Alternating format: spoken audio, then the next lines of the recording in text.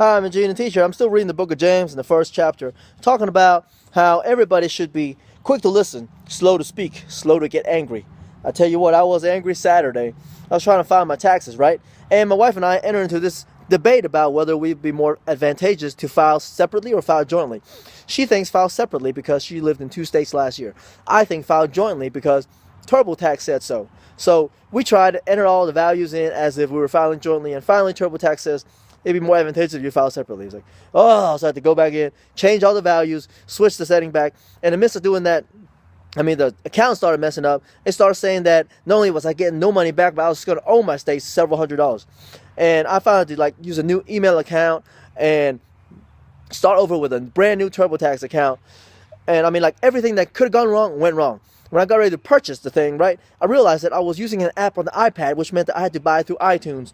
And I hadn't bought through iTunes in so long that my credit card expired. I had to go back in and punch the information for my credit card again. And then after I bought the federal, which was like $80, then I tried to buy the state and it said my iTunes quit working. And so for a while, I couldn't figure out what to do. My wife saw me and was so frustrated. She was like, finally, why don't you just walk away, take a breather, and come back after a while? So I did. I took the dog out, went to the dog park. And while I was driving through the traffic, still mad and frustrated at everything, I realized that I felt so little in that moment. Like I wasn't spiritual at all. Like all these 9 years of walking with Jesus, I hadn't learned a thing. My faith was still like this big.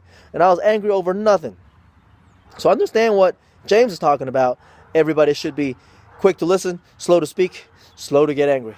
Finally I got back on there and I was able to buy the thing and get my tax file. But then I started worrying about, did iTunes charge me twice? Did they charge me this $40 and then say that it quit working and then charge? So I went back and credit card. Oh, was I going to have to call my credit card company Monday morning and get this thing settled?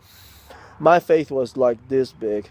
So I understand what scripture means when it says that anger will take you no place good. Because I experienced it Saturday. Learn from me. Anger will take you no place good. I'm Eugene the Teacher with today's inspirational message.